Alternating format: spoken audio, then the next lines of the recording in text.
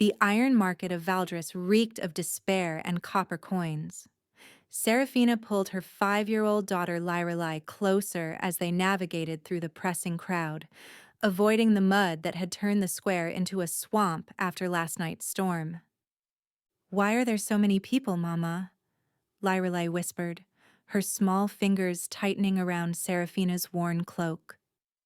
"Market day," Seraphina murmured, though the usual merchant stall stood empty. Instead, the crowd gathered around the central platform, a raised stone circle stained dark with old blood. Overseer Grimwald stood beside the platform, his gold-threaded robes pristine despite the surrounding filth. Today, the platform held 3 figures in chains, but only one drew every eye. He knelt in the center, and even from 30 feet away, Seraphina could see he was unlike any man she'd encountered. Massive iron shackles bound his wrists and ankles, the metal having carved deep grooves into his skin. Yet he knelt with a straight spine, head raised despite the heavy collar around his throat. His skin bore strange markings, intricate black tattoos that seemed to shift and move in the morning light, covering his arms and disappearing beneath his torn shirt. His hair, white as fresh snow despite his youth, had been roughly shorn on one side, a deliberate humiliation that somehow only emphasized the sharp angles of his face. "Behold!" Grimwald's voice carried across the square. "A shadowborn warrior, captured from the Darklands beyond our borders. His kind refused to pay tribute to our empire, so he becomes property instead." A ripple of excitement mixed with fear ran through the crowd. Shadowborn, the very name was legend. Warriors who could supposedly command darkness itself, who lived in the cursed lands where the sun never fully rose. "The bidding starts at 50 silver marks," Grimwald announced. "Think of the strength in those arms." No one moved. Despite Grimwald's encouragement, fear kept their purses closed. Seraphina found herself pushing forward, drawn by something she couldn't name. As she drew closer, she could see more clearly. Beneath the dirt and blood, his features were striking. High cheekbones, a strong jaw, and eyes of pale winter silver that scanned the crowd with cold calculation. Not defeated, not broken, waiting. 40 silver marks, Grimwald said, irritation creeping into his voice. "He'll kill whoever buys him," someone called out. "Shadowborn don't submit." "He's bound with blessed iron," Grimwald countered. "He cannot access his demon powers." 30 silver marks, Grimwald pressed on, his voice growing strained. The warrior's gaze suddenly locked onto hers. Seraphina felt the impact like a physical blow. In those storm-colored depths, she saw intelligence, pride, and something else. Recognition that made no sense. They'd never met. But her hand moved instinctively to the necklace hidden beneath her cloak, her mother's dying gift. A simple silver chain with a peculiar black stone that seemed to hold stars within its depths. She'd worn it every day for 15 years, never removing it, her last connection to family. 20 silver marks, Grimwald announced, growing angry now. A young man picked up mud and hurled it at the platform. It struck the warrior's chest, spreading filth across his skin. The crowd laughed, emboldened. More projectiles followed.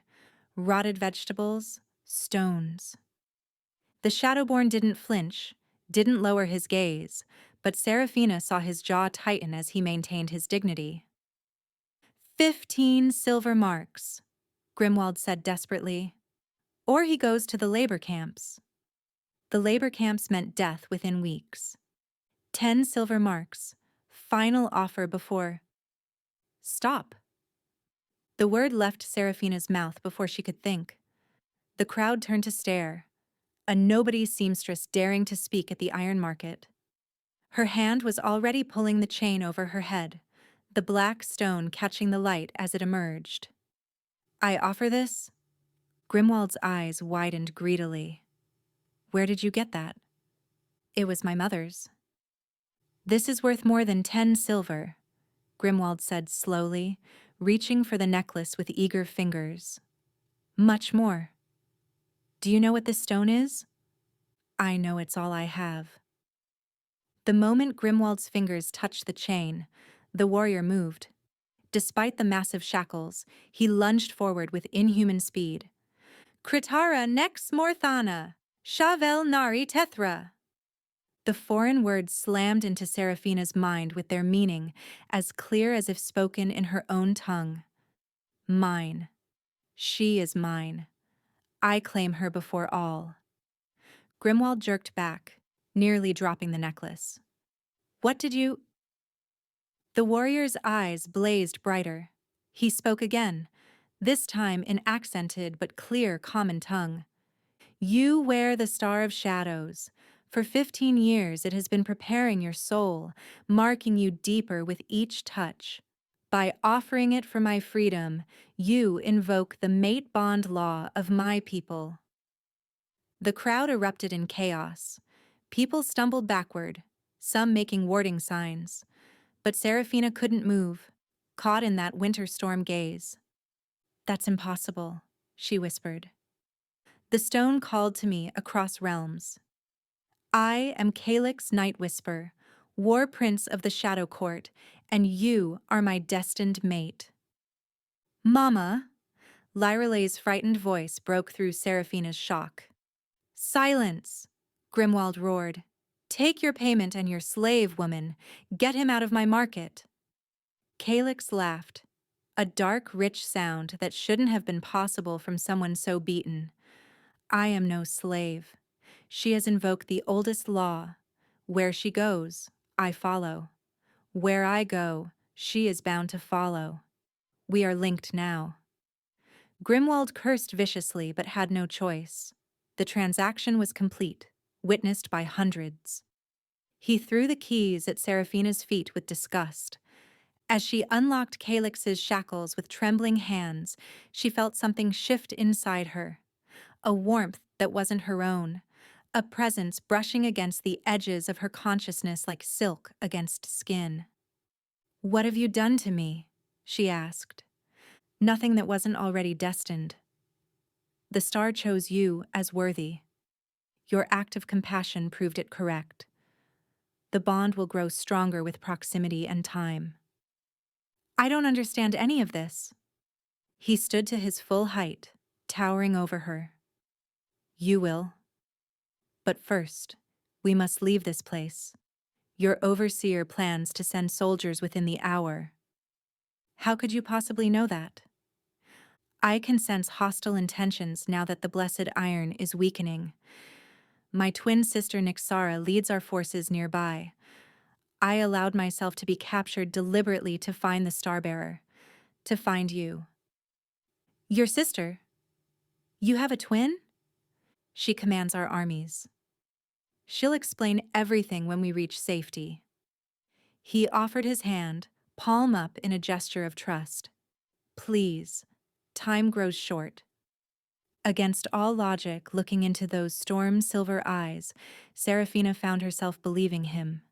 She took his hand, and the moment their skin touched, warmth flooded through her. Not unpleasant, but foreign and powerful. Come, little one, Calyx said gently to Lyrelai. I will not harm you or your mother. This I swear on my shadow. Seraphina led Calyx through the narrow, twisting alleys of Valdris toward her cottage at the settlement's edge, where cobblestones gave way to wild grass. Lyrelai clung to her skirts, stealing curious glances at the imposing warrior who followed them like a protective shadow. Once inside their modest two-room home, Seraphina sent Lyrelai to her room despite the child's protests, then faced Calyx.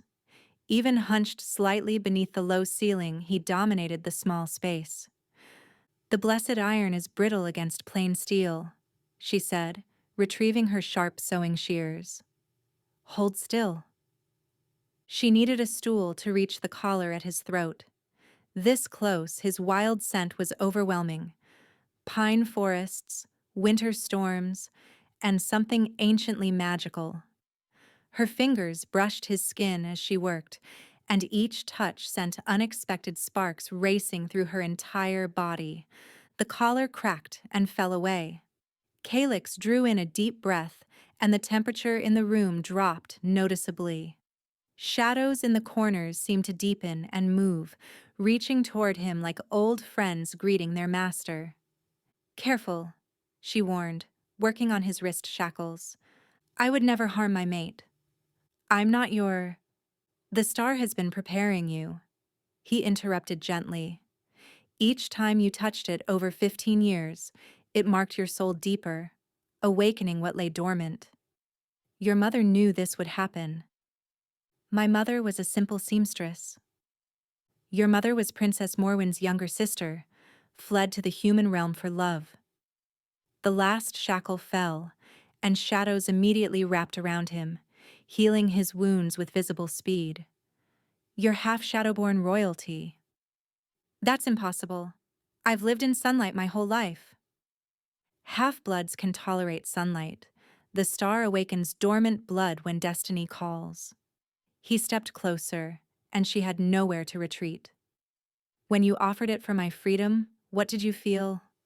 "Heat. Power. Recognition deep in her bones. But she wouldn't admit it." "Nothing," she lied. His hand rose slowly, giving her time to pull away, then touched her cheek. The moment skin met skin, the world exploded. Power raced through her veins, not foreign but familiar, like something long sleeping finally stirring to life. For a heartbeat she saw through his eyes, herself glowing with silver light, shadow marks beginning to appear beneath her skin like hidden tattoos rising to the surface. She gasped and jerked away. "What did you do?" "Showed you the truth. Fighting the bond will only cause pain for us both." Sudden footsteps approached outside, many of them. Through the window, torches appeared, dozens of flames cutting through the evening gloom. "Grimwald sent guards," Seraphina breathed, her heart racing. "And, oh gods, Lord Commander Theron leads them." Theron, the Emperor's personal enforcer who collected magical beings for his experiments, who was rumored to dissect them while still living to understand their power. "Take your daughter and run," Calyx commanded, shadows already coiling around him like living armor. "I'll hold them." "I can't leave you." The words came unbidden, shocking her with their vehemence. She realized with growing alarm that it was physically true. Something pulled painfully at her chest at the mere thought of distance between them. "The bond manifests quickly for royal blood," he muttered, seeming unsurprised. "We're already connected." The door exploded inward in a shower of splinters. Guards poured through with blessed iron chains. Calyx moved like liquid darkness, striking down 3 before they could react. But there were too many, and the blessed iron weakened him. "No!" Seraphina screamed, and something deep inside her snapped like a dam breaking. Shadow erupted from her skin, not controlled, but wild, violent, desperate. It slammed into the guards like a physical force, sending them flying through walls. When it faded, she collapsed to her knees, drained. Lord Commander Theron stood in her ruined doorway, smiling with scientific interest. 2 Shadowborn for the price of 1. How delightful. Darkness claimed her as Calyx roared her name in the old tongue, a sound of pure anguish. Consciousness returned with the taste of copper and ash. Seraphina's eyes opened to find herself in an obsidian cell, its walls veined with blessed silver that made her newly awakened powers recoil. Lirali huddled in the corner, unharmed but terrified. "Mama, your arms." Black tattoos now covered Seraphina's skin, intricate patterns that pulsed faintly with each heartbeat, silver light moving beneath like captured lightning. "Fascinating. Lord Commander Theron appeared beyond the bars, his scarred face eager. A dormant Shadowborn awakening. I've theorized about this phenomenon. Where is he? Seraphina demanded, struggling to stand. Without waiting for an answer, Theron touched something on the wall. The obsidian beside their cell became transparent like glass. Calyx hung suspended in the next chamber, wrapped in blessed iron chains that cut into his flesh. Dark blood dripped steadily to the floor. Glass tubes connected to his arms, slowly draining liquid shadow into waiting containers. Shadowborn essence, Theron said conversationally. Worth fortunes to the right buyers. And War Prince blood? Priceless beyond measure. Rage flooded through Seraphina, primal and overwhelming. Her new marks blazed silver white, and the blessed silver in the walls began to sing, a high, painful note. Interesting. You're affecting blessed metal. That should be impossible for a half-blood. Let him go. Submit to my experiments willingly, and I'll stop draining him. Fight me, and I'll take every drop of shadow he has. Through the transparent wall, Calyx's eyes opened, fixing on her. Despite everything, he mouthed a single word. No. I'll do it, she said, but release my daughter first. She's human, no use to you. Human? Theron laughed coldly. The traveling merchant with unusual gray eyes who fathered her? He was Shadowborn, a spy. You bore a quarter-blood child without knowing. The world tilted. Seraphina's knees went weak. Lyralay's father, the gentle man who'd made her laugh, who'd promised to return, who'd left her with child and vanished, had been one of them. The betrayal cut deep, mixing with a strange sense of destiny. We caught him 5 years ago. He's dead now. Before Seraphina could process this devastating revelation, alarms began shrieking through the facility. Commander! The Darklands army, thousands of them. The guard's report ended in a wet gurgle as shadows formed into spears through his chest. A woman strode through the doorway, tall, devastating, white-haired with marks covering every visible inch of skin. Her eyes were pure molten silver, and power radiated from her in visible waves. Sister, she said to Seraphina, I've come for you. I don't have a sister. Sister by bond. I'm Nyxara, Calyx's twin. The Shadow Court sent 3,000 warriors for its lost royalty. She turned those terrible eyes on Theron. Did you think we wouldn't respond? Theron backed against the wall, hand going to his sword. The wards. Hold 3 Shadowborn, not 3,000. She gestured, and the cell bars dissolved into smoke. Come. This place burns with shadow fire soon. Calyx. Already freed. My brother is many things, but weak isn't one. An explosion rocked the facility, proving her point. Nyxara knelt before Liralai, touching the child's forehead with unexpected gentleness. Faint silver marks flared to life on the girl's skin. Quarter blood, but royal blood nonetheless. They fled through the burning ruins. Outside, Valdris itself burned with black flames that consumed without smoke. Ahead lay the Darklands border, and answers about everything. 3 nights of hard travel through hostile territory brought them to the Darklands border. They moved only in darkness when Calyx could wrap them in concealing shadows. During the day's rest, Seraphina learned the truth of her heritage. Your mother was Queen Morwen's younger sister, Nyxara explained, drawing bloodline symbols in the dirt. She fled for love with a human diplomat, taking the Star of Shadows as protection. It would only respond to one worthy of continuing the royal line. The star chose him for me? The star revealed what was already destined. Calyx spent 50 years searching for rumors of a woman with a stone that held starlight. For 4 centuries before that, he felt nothing but battle rage, our perfect weapon. Then he sensed the star's awakening and knew its bearer was his. Getting captured in Valdris was deliberate. Seraphina watched Calyx teaching Lyrelay to shape shadows into small butterflies, infinitely patient with each failure. The bond hummed between them, growing stronger but increasingly painful when they were apart even briefly. That night, as they camped near the border, Calyx approached her alone. The threshold ahead is more than a border. It's a living magical barrier. Only those with Shadowborn blood can pass safely, or those claimed by a Shadowborn. We have the blood.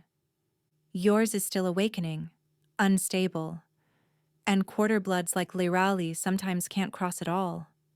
The barrier might trap her between realms, neither here nor there, slowly fading to nothing.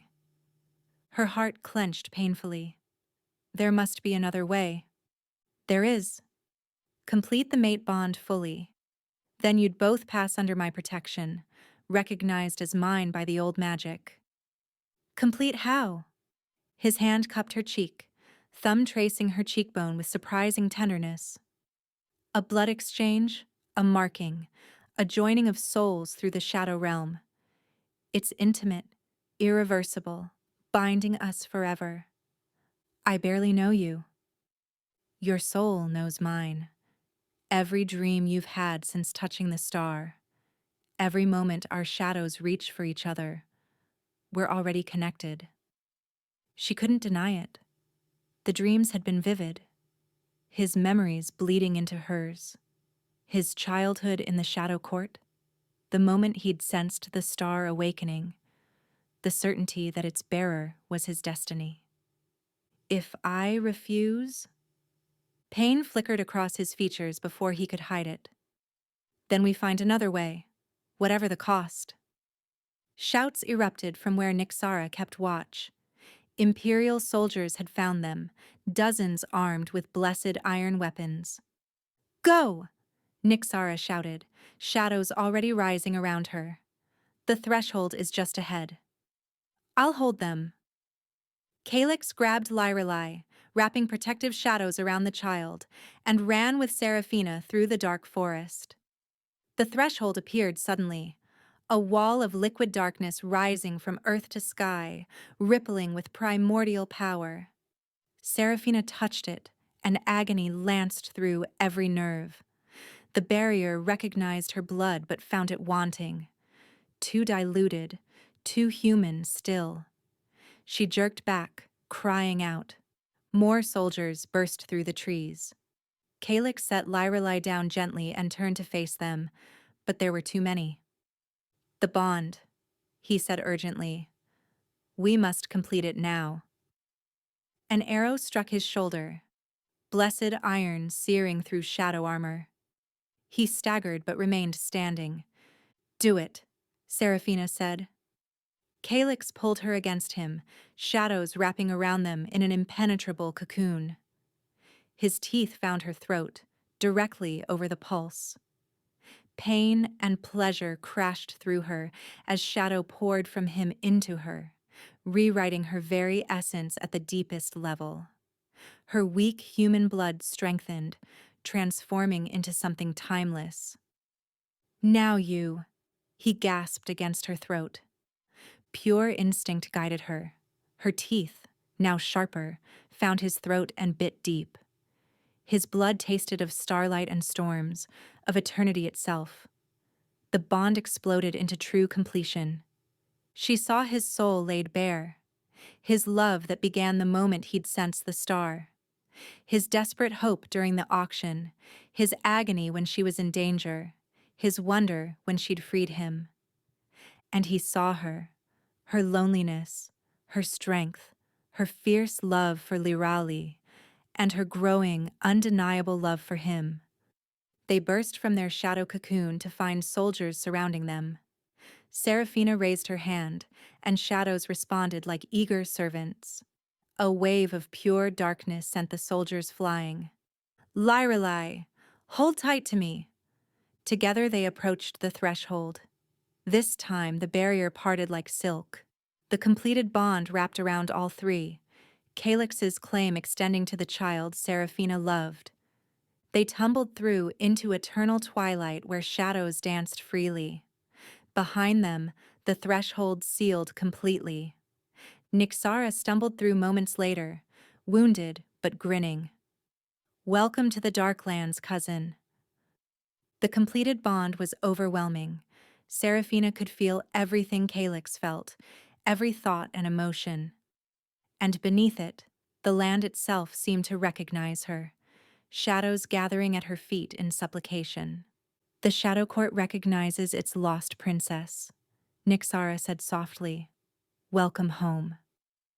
The Shadow Court defied every expectation.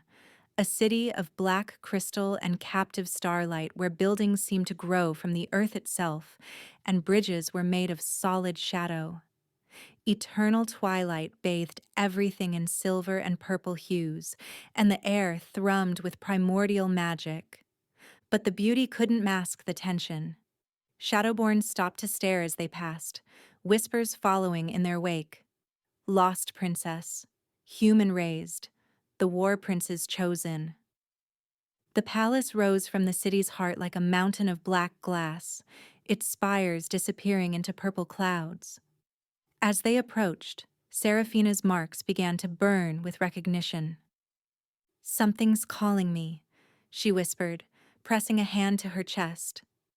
The throne room doors opened before they reached them, revealing the most beautiful and terrifying woman Seraphina had ever seen. Hair white as bone, eyes like dying stars, marks that seemed to move across her skin like living things. Queen Morwen, her aunt. "So," the queen said, her voice like distant thunder, "my sister's daughter finally returns." Seraphina felt Calix tense beside her. Through their bond, she caught his thought. The queen had opposed his search, believing human-raised royalty would weaken their bloodline irreparably. "Your Majesty," Seraphina said, but did not bow. Something deep in her royal blood refused to bend.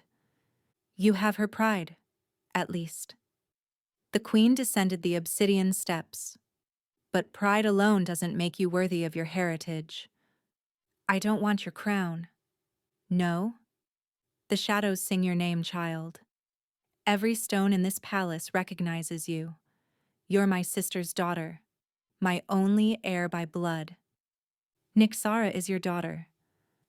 "Nixara is a warrior, not a ruler." The queen's gaze shifted to Calix. "And you, nephew. You bound her before bringing her to me." "Because I knew you would try to separate us." The queen laughed like breaking glass. "Separate you? I have no intention of breaking the bond. It's the only reason I'm considering accepting her at all. For 4.5 centuries, Calix was our greatest weapon, feeling nothing but battle fury. Then 50 years ago, he sensed the star awakening and became obsessed with finding its bearer. She did the impossible, gave the war prince a heart." She turned back to Seraphina. "You're weak, human-raised, ignorant of our ways, but you awakened what centuries couldn't touch. Prove you deserve your heritage. The Spring Moon Festival is in 3 days. Manifest the royal shadow, something only true heirs can summon, and I'll acknowledge you publicly. And if I can't, you remain merely Calix's mate. Your daughter becomes a servant, her blood too thin to matter." Rage flooded through Seraphina, and shadows exploded from her skin without conscious thought, clashing violently with the queen's own darkness. The queen smiled, the first genuine expression Seraphina had seen from her. "There's the fire my sister had beneath her gentle exterior. 3 days, child. Prove you're more than a pretty human who caught my nephew's eye." That night in their chambers, magnificent rooms of starlight and shadow, Seraphina paced while Calix watched from the doorway. "The royal shadow," she said. "Tell me everything." It's a manifestation of pure royal blood, taking the form of the family's guardian. The queen's is a dragon. Your mother's was a phoenix. Lady Velithara positions herself as heir, Nyxara said, entering without knocking. She's the queen's cousin, powerful and cruel. She'll challenge you at the festival. For 2 days, Seraphina trained relentlessly but couldn't manifest the royal shadow. Her normal shadows responded eagerly, but the royal shadow remained beyond reach. On the second night, exhausted and desperate, she collapsed in the palace gardens. An elderly woman approached from the shadows, hunched, marks faded with age. I served your mother. I was there when you were born, before the queen ordered you taken to the human realm. Why are you telling me this? Because you're trying to force the royal shadow to obey. That's not how it works. The royal shadow isn't about power but understanding who you truly are. Not human or shadowborn, not seamstress or princess. Who are you at your core? Seraphina spent that night not training but simply being. She sat with Lyrelai, telling stories. She lay in Calix's arms, feeling the bond pulse between them. She walked the palace, touching its stones, feeling its history. She was a mother, a mate, a bridge between two worlds that had been separated too long. At the festival, with hundreds of Shadowborn watching, Lady Velithara stepped forward as expected. I challenge the pretender. Velithara attacked immediately with shadow blades that could slice through stone. Seraphina defended but didn't attack, listening instead to what the shadows whispered about her opponent: fear of being replaced, centuries of ambition, desperate need for validation. When Velithara's massive shadow beast lunged for her throat, Seraphina didn't dodge. Instead, she thought of protecting everyone: Lyrali, Calix, even the queen, of bridging two worlds, of being the shield between darkness and light. The royal shadow erupted without warning. It was massive, filling the entire throne room, not a dragon or phoenix, but something unique. A great wolf made of starlight and shadow, with wings of silver fire. It caught Velithara's beast in its jaws, crushing it to nothing, then stood over Seraphina protectively, howling with a sound that shook the palace foundations. Absolute silence fell. Even the queen stood from her throne, eyes wide with shock. Impossible, Velithara whispered. The royal shadow of unity. It hasn't been seen since the first Shadow King who united all the courts 1,000 years ago. The shadow wolf turned its great head to the queen and bowed once, then dissolved back into Seraphina, leaving her marks blazing with power. The shadows have chosen, the queen said slowly. Then, softer, with something like wonder. Perhaps human-raised brings perspective we desperately need. You see both worlds without the prejudice centuries have built. That very night, Seraphina woke screaming from visions so vivid they felt like memories. Imperial armies marching on the Darklands with blessed iron weapons that could shatter the threshold permanently. At their head, Lord Commander Theron wielded something that made her soul recoil, a weapon forged from Calix's stolen essence. What did you see? Calix held her as she shook. Death. Theron escaped the facility before the shadow fire consumed it. He has a weapon made from your essence. It can destroy the threshold forever, and worse, it poisons shadows themselves. Any shadowborn it touches will wither and die. Within minutes, the War Council assembled. Seraphina described her prophetic vision, a gift that ran in the royal bloodline. How long do we have? The queen demanded. The blood moon, 3 nights from now, when our magic is weakest. We strike first, Nyxara said immediately. Half our forces are scattered across the realm, another commander protested. I need to go back, Serafina said quietly. The room erupted in protests. Absolutely not, Kalix said, his voice like iron. The weapon is keyed to your essence and mine now through our bond. I'm the only one who can destroy it. It's obviously a trap, the Queen said. Theron knows about prophetic visions. I know, but if we don't stop him, every Shadowborn dies. The weapon doesn't just break the threshold, it's genocide. Mama, no! Lyra Lee had snuck into the chamber, tears streaming down her young face. Serafina knelt, pulling her daughter close. Little star, sometimes we have to do hard things to protect everyone we love. Then I'm coming with you, Kalix said firmly. You can't. The weapon would kill you instantly. You need to protect Lyra Lee.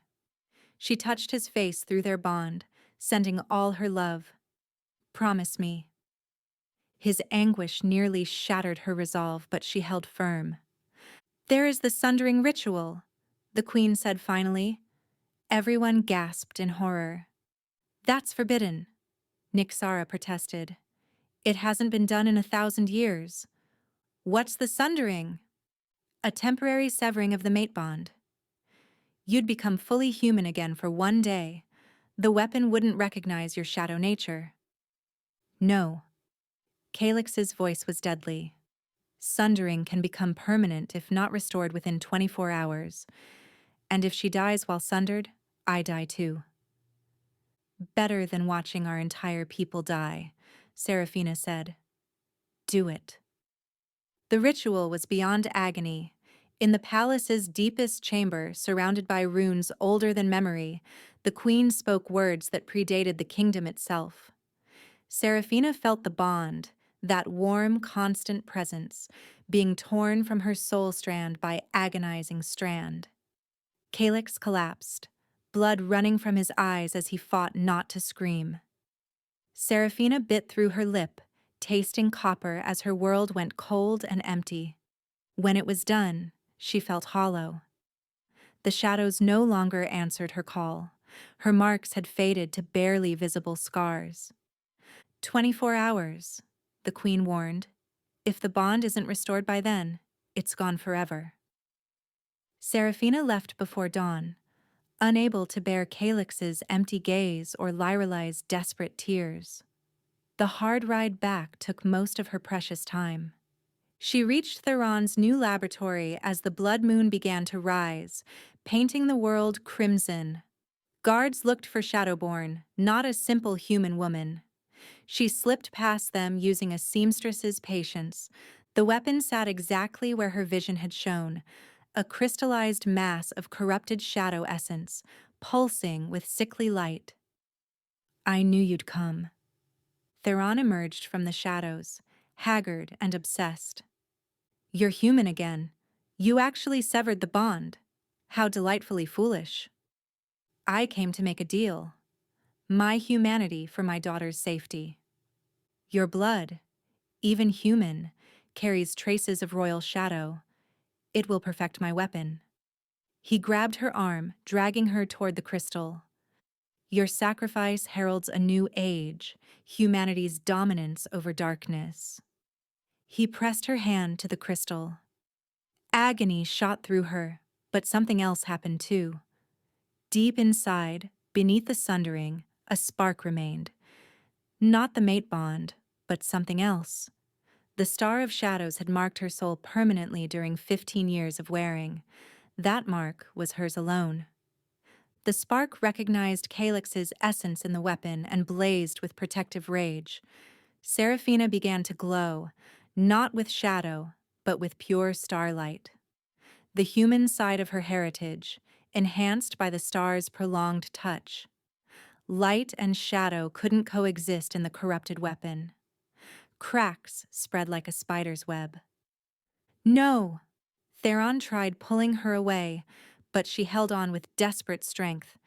The explosion threw them both backward. The weapon was destroyed, reduced to harmless dust, but the effort had drained her life force almost completely. Suddenly, the temperature plummeted. Despite the sundering, despite the distance, Calyx materialized from pure shadow. Not because he had his powers, but because the very act of sundering had created a shadow echo of their bond, and her light had called to it across the realms. Theron's sword descended toward Seraphina's heart, and struck Calyx instead as he threw himself between them. "Did you think?" Calyx gasped, blood running from his mouth as the blade pierced his chest. "That mere distance could stop me?" The sundering was already breaking. "Your light called to my shadow across worlds."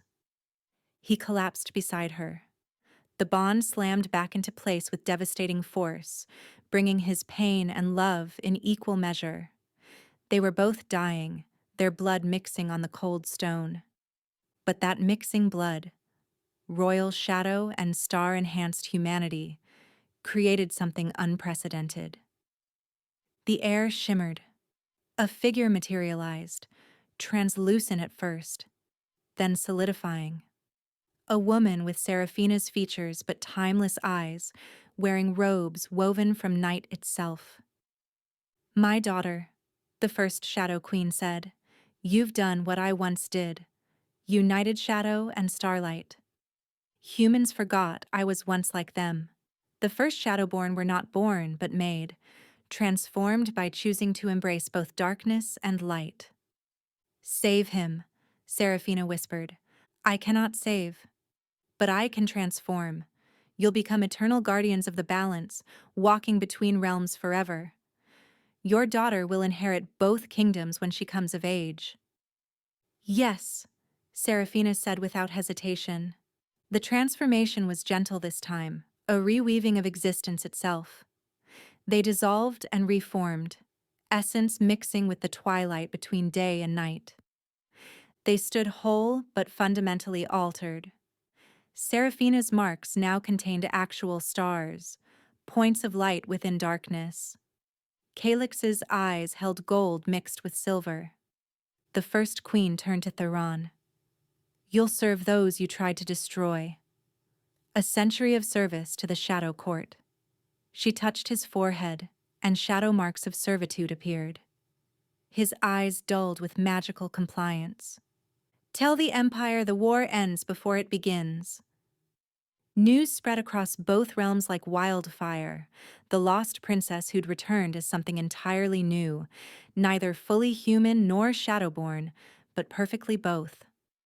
The war prince who'd sacrificed everything for love. The child who carried the hope of two bloodlines united. Representatives from the Empire arrived within days, bearing treaties instead of weapons. Theron's magically compelled testimony had revealed the truth about the Shadowborn, dispelling centuries of propaganda and fear. They weren't demons, but an ancient people with their own culture, honor, and capacity for love. The first mixed wedding was celebrated within a month. A human merchant who'd fallen for a Shadowborn weaver.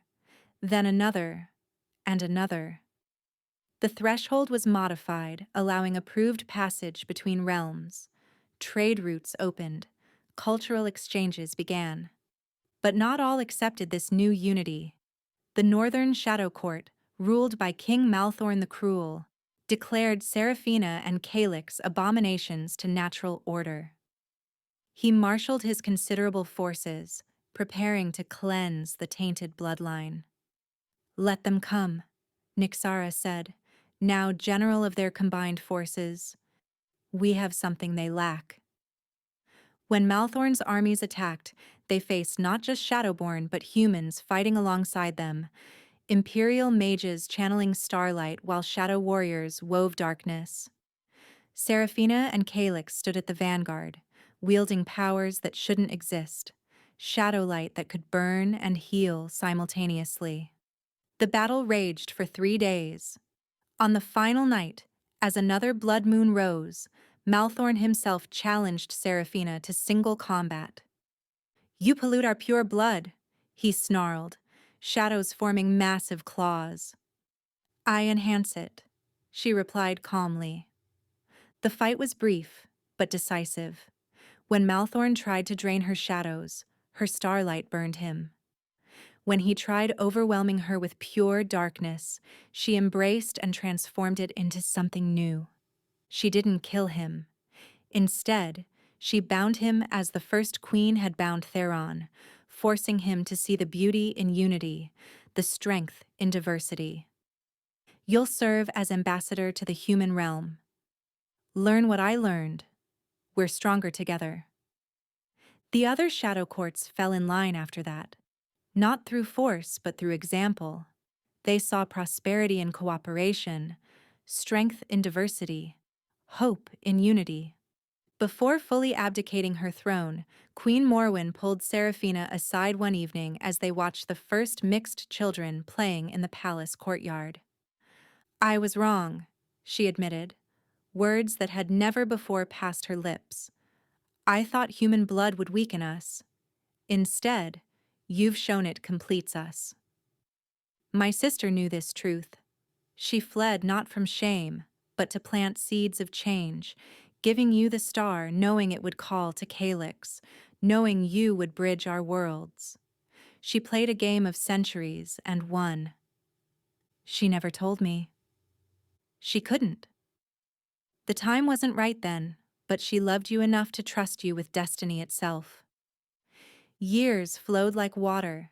The age became known as the eternal twilight, when shadow and light stopped warring and learned to dance together in perfect harmony. On the 5th anniversary of their transformation, Seraphina stood on the palace balcony with Calyx, watching 10-year-old Lyrelai train with both human mages and shadow warriors.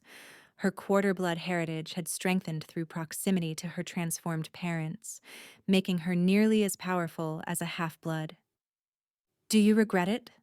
Calyx asked, arms wrapped around her. "We can never be fully one thing or another. We're fully ourselves, and fully each other's. That's more than enough." Through their eternal bond, love flowed constant as the twilight they embodied.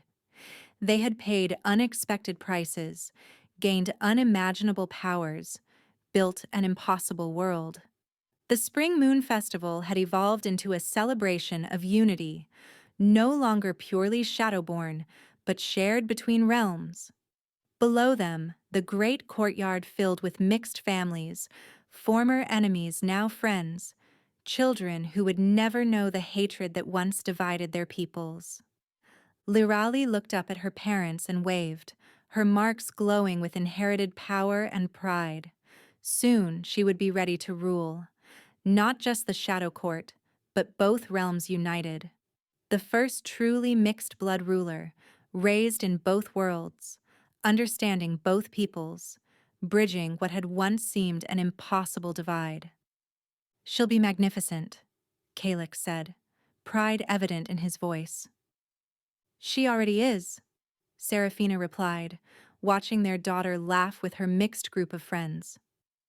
In the great hall, the Star of Shadows hung in its place of honor, catching eternal twilight and casting rainbow patterns across the walls, shadow and light united in a single stone, just as they were united in two hearts that beat as one, in a child who embodied both worlds, in kingdoms that had learned to see strength in their differences.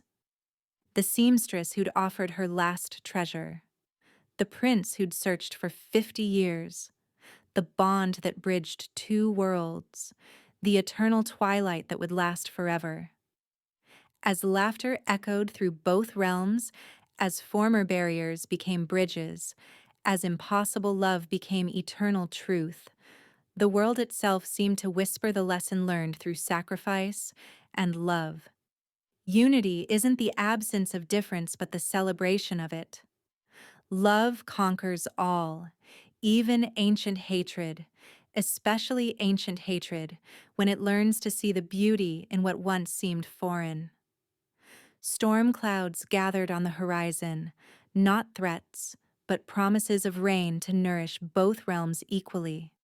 Seraphina smiled, feeling through her transformed senses how the very fabric of reality had changed. The divide between human and shadowborn wasn't just healing. It had become a source of strength. Ready for the feast? Calyx asked, pressing a kiss to her temple. Always, she said, taking his offered hand. Together they descended to join their people, all their people, in celebration of what love, compassion, and one small act of kindness had accomplished.